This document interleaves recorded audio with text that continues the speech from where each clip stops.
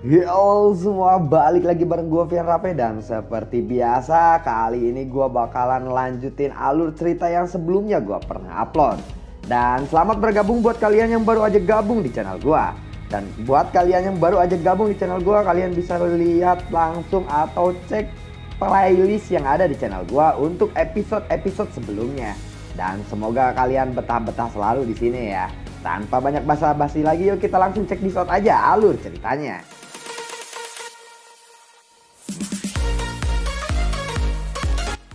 Di episode sebelumnya, Hai Bodong yang menjelaskan kepada Xiaoyan tentang faksi-faksi besar dan faksi yang terbesar di benua Doki di wilayah barat laut, tepatnya berada di Kekaisaran Jiangma. Saat ini Xiaoyan pun mendapatkan dukungan dari keluarga kekaisaran karena mereka tidak punya pilihan lain. Sementara itu, Xiaoyan yang masih dalam masa pemulihan lalu membaca gulungan warisan dari gurunya Yalao. Saat ini Xiaoyan melihat-lihat isi dari cincin penyimpanan yang diberikan oleh Yalao. Ini adalah pil panjang umur hijau dalam. Pil obat tingkat 6 ini mampu meningkatkan 10 tahun umur seseorang. Satu orang hanya bisa mengkonsumsinya satu pil. Bahan-bahannya adalah buah hijau tua, saripati panjang umur raja, dan anggur 10.000 tahun. Bahan-bahan obat ini cukup langka. Kemungkinan akan menghabiskan cukup banyak waktu untuk mengumpulkan semuanya. Sepertinya dia perlu mencari Hai Bodong mengenai masalah bahan-bahan obat ini. Kemudian Xiaoyan keluar dari ruangan. Ketika dia keluar, ada seorang pelayan wanita yang telah menunggunya lama di luar dan menghampirinya. Setelah itu dia berbicara dengan hormat. Tuan muda ketiga, tuan muda pertama berkata untuk mengundang Anda ke ruangan tamu jika Anda keluar dari kamar. Xiaoyan lalu menjawab, baiklah kalau begitu. Kemudian Xiaoyan menuju ruang tamu. Xiaoyan kaget, ternyata ada Yaoye juga di sana. Hahaha. Tuan Xiaoyan, sudah tidak mudah untuk bertemu denganmu kali ini. Aku telah datang beberapa kali selama beberapa hari ini, tetapi baru berhasil bertemu denganmu kali ini, ucap dari Yaoye. Kemudian Xiaoyan bertanya, bolehkah saya tahu alasan mengapa Putri Yaoye sekarang ada di sini, ucap dari Xiaoyan. Tuan Xiaoyan telah membantu keluarga kekaisaran kami membereskan masalah. Apakah kita masih perlu alasan untuk datang dan berkunjung? Dan lagi aku mendengar bahwa Tuan Xiaoyan berencana untuk membentuk faksi di dalam Kekaisaran Jiangma. Apakah itu benar? Ucap Yaoye. Klan Xiao saya memiliki cukup banyak musuh. Wajar jika aku harus memiliki kekuatan yang cukup untuk melindungi anggota klan, ucap dari Xiaoyan. Kalau seperti itu, keluarga kekaisaran tidak akan keberatan jika Tuan Xiaoyan ingin mendirikan faksi. Kami bahkan bisa saja membantu Anda. Tetapi aku berharap masalah seperti sekte Mystic Cloud tidak akan terjadi lagi di masa depan, ucap dari Putri Yaoye. Xiaoyan lalu berkata, Putri Yaoye, Anda bisa yakin, aku bukanlah Yunsan. Selama keluarga kekaisaran tidak diam-diam ikut campur dengan klan Xiao, aku akan selalu mengingat kebaikan keluarga kekaisaran, ucap Xiaoyan. Aku percaya pada karakter Tuan Xiaoyan. Sekarang sekte Mystic Cloud telah dibubarkan. Kekaisaran Jiangma juga membutuhkan faksi yang kuat untuk menjadi perwakilan dari kekaisaran Jiangma. Dan jika situasinya sekarang, Tuan Xiaoyan yang membentuk faksi adalah pilihan terbaik menurut dari keluarga kekaisaran, ucap dari Yaoye. Xiaoyan lalu berkata, kalau seperti itu mari kita berjuang bersama. Aku tidak ingin merusak hubungan kita yang baik ini. Untuk masalah tentang pembentukan faksi, aku akan membicarakannya dengan Putri Yaoye jika ada kabar terbaru lagi, ucap dari Xiaoyan. Kalau begitu aku akan menunggunya. Oh iya, ini titipan dari kakek buyut untuk diberikan kepada Tuan Xiaoyan. Ramuan obat ini mungkin berguna bagi Anda. Masih ada urusan di kota kekaisaran, jadi aku tidak akan berlama-lama lagi di sini. Selamat tinggal Tuan Xiaoyan, ucap dari Yaoye.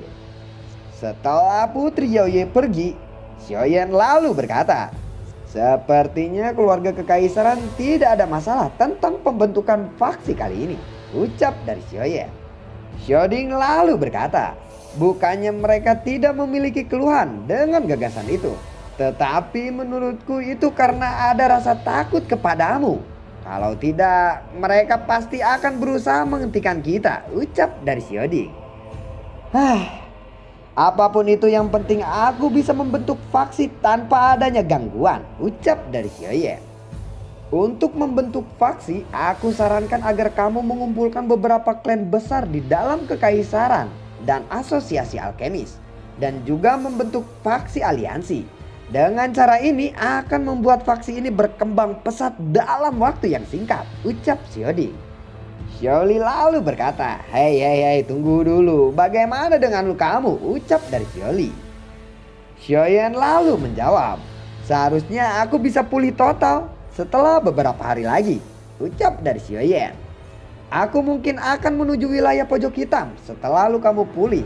Bagaimanapun gerbang Xio membutuhkanku. Kalau tidak, semua orang dari gerbang Xio akan pergi jika aku telat kembali. Tiba-tiba ada seorang pelayan wanita yang terburu-buru masuk tepat saat Xiaoyan dan kedua saudara laki-lakinya sedang berdiskusi. Dia lalu berkata, Tuan muda Xiaoyan, sepertinya ada nona muda Nalayanran ada di pintu masuk utama, mengatakan bahwa dia memiliki sesuatu yang penting untuk dikatakan dan perlu bertemu dengan Anda, ucap dari pelayan tersebut. Xiaoyan lalu berkata, kalau begitu suruh dia masuk, ucap dari Xiaoyan. Kemudian Nalayanran pun masuk. Xiaoli pun lalu berkata, Nalayanran, ngomong-ngomong, kakak dan aku belum pernah bertemu orang yang hampir menjadi saudara ipar kita, ucap dari Xiaoli. Xiaoding pun lalu berkata, hei ingat, Xiaoyan itu sudah menjadi masa lalu. Kamu harus move on, ucap dari Xiaoding. Xiaoyan lalu berkata, Nalayanran, apa alasanmu untuk mengunjungi klan Xio kali ini, ucap dari Xiaoyan. Guru ingin bertemu denganmu untuk terakhir kalinya, ucap Nalayanran. Hah? Menemuiku untuk terakhir kalinya, ucap Xiaoyan. Jangan bilang dia akan melakukan hal yang bodoh lagi, ucap dari Xiaoyan lagi. Nalayanran lalu menjawab, guru tidak akan melakukan hal seperti itu lagi. Ikuti saya jika Anda bersedia untuk melihatnya. Kalau tidak, kau mungkin tidak akan bisa bertemunya lagi, ucap Nalayanran. Mendengar hal tersebut, Xiaoyan lalu berkata, kakak Xiaoli, kamu harus mencoba mengumpulkan semua bahan obat ini. Ini akan sangat berguna. Tolong jangan ditunda-tunda. Sebenarnya apa yang terjadi kepadanya, ucap dari Xiaoyan.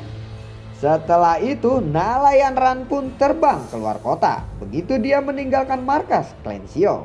Begitu juga dengan Xiaoyan yang mengikutinya dari belakang. Di dalam perjalanan, Nalayanran lalu berkata, apakah kamu sudah merasa puas setelah mengubah keadaan menjadi seperti ini? Ucap Nalayanran kepada Xiaoyan.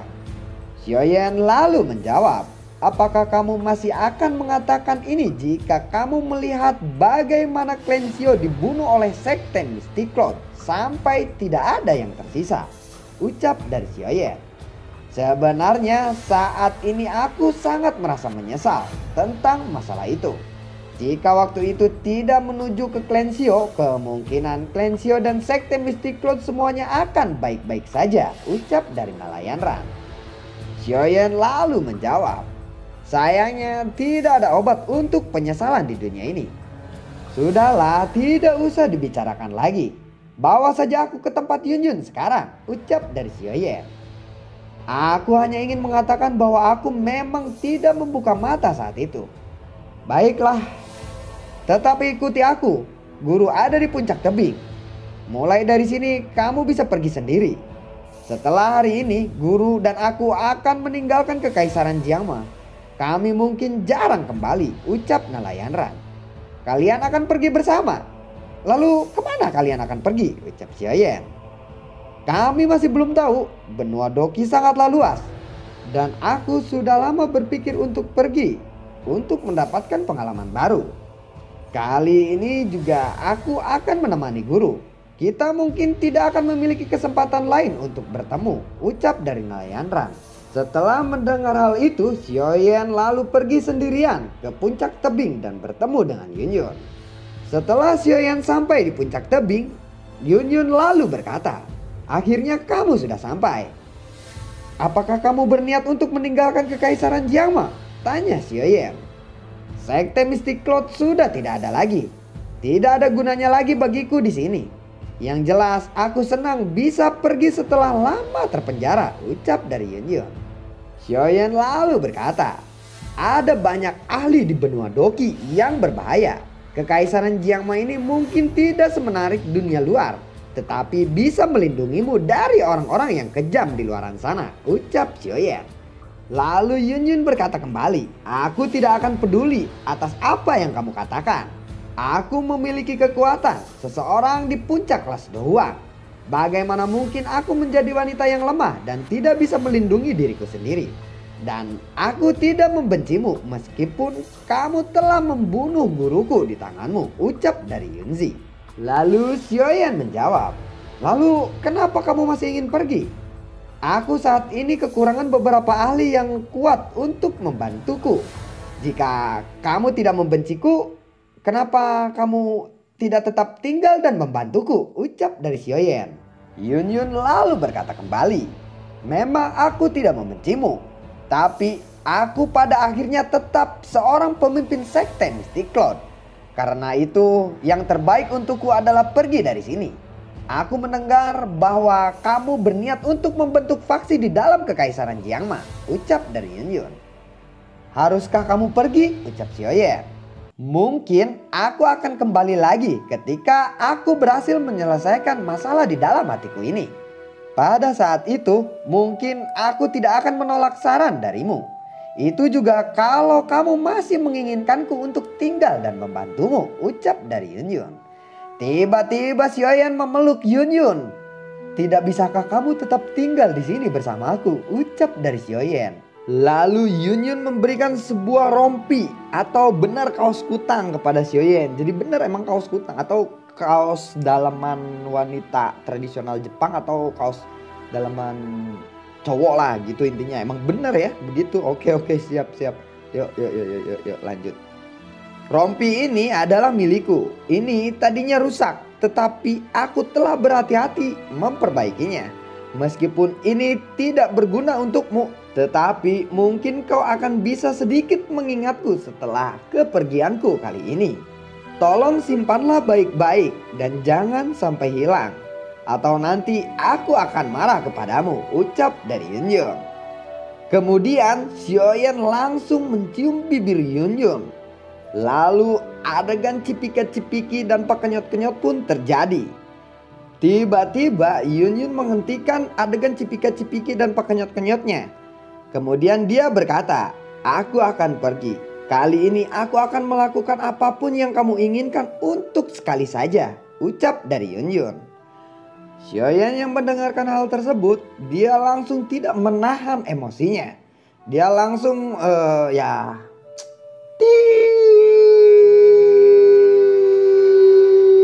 lama udah. Seorang pria dan wanita berpelukan erat di tepi gunung. Mereka memancarkan perasaan kasih sayang yang berapi-api. Nelayan Ran yang melihat adegan itu pun tak kuasa menahan dirinya. Tatapannya rumit saat dia melihat pria dan wanita berpelukan di tepi gunung. Terlebih lagi nelayan Ran punya sedikit perasaan kepada Xiaoyan ketika dia mengenal Xiaoyan sebagai Yan Xiao saat itu. Dia lalu memutuskan untuk pergi dan menjauh dari tempat itu. Intinya mungkin di adegan ini nih, di scenes ini tuh, ini ada luapan perasaan antara Yunzi, Xiaoyan bersama nelayan Ran. Karena nelayan Ran melihat kalau ya begitulah. Sedangkan nelayan Ran itu punya perasaan juga, sedikit perasaan ketika Xiaoyan menjadi Yan Xiao begitu ya. Begitulah luapannya tuh ada di episode ini ya. Oke, yuk lanjut. Xiaoyan tetap berada di sana sampai 3 hari 3 malam. dan Yun Yun akhirnya berhenti menunda kepergiannya di hari keempat. Dia takut jika dia terus berada di sisi Xiaoyan, mungkin dia tidak akan memutuskan untuk pergi karena dia terlena bersama Xiaoyan. Karena itu dia memutuskan pergi bersama nelayan Ran saat Xiaoyan tertidur dengan lelap. "Xiaoyan, maafkan aku harus tetap pergi," ucap dari Yun Yun sambil menatap tidur pulasnya Xiaoyan. Singkat cerita, Xiaoyan pun akhirnya bangun. Perasaan tidak menentu menghampirinya. Dia sedikit merasa kehilangan atas kepergian Yun Yun. Lalu dia untuk memutuskan kembali ke markas Xiao. Di dalam perjalanannya, dia lalu berkata, "Pelindung Wu sudah memiliki kekuatan Dozong. Aku tidak tahu berapa banyak ahli seperti itu yang tersisa di dalam Hall of Soul. Setidaknya aku harus mencapai puncak kelas Do Huang atau bahkan kelas Dozong untuk menyelamatkan guruku." Sun Er juga pernah mengatakan sebelum dia pergi bahwa aku tidak bisa dan mencarinya sebelum mencapai kelas Dozong. Aku rasa kekuatan klannya tidak kalah dengan Hall of Soul. Sepertinya perjalanan ini akan menjadi sangat panjang. Ayah, guru, Sun Er, tunggulah aku. Aku Xiaoyan tidak akan pernah mengecewakan kalian, ucap dari Xiaoyan. Lalu bagaimanakah kelanjutan ceritanya? Kita nantikan di konten gua berikutnya dan semoga sehat selalu untuk kalian. Oh ya, bagi kalian yang suka akan konten gua tanpa nggak bosan-bosannya gua selalu ingatin, silahkan like dan di share dan di komen atau apalah terserah kalian. Satu lagi, terima kasih juga untuk yang sudah mendonasikan sedikit rezekinya lewat link Saweria yang ada di bawah kolom deskripsi ya. Belepotan. Di bawah kolom deskripsi. Dan yuk semuanya, terima kasih atas dukungannya. Assalamualaikum. Dadah.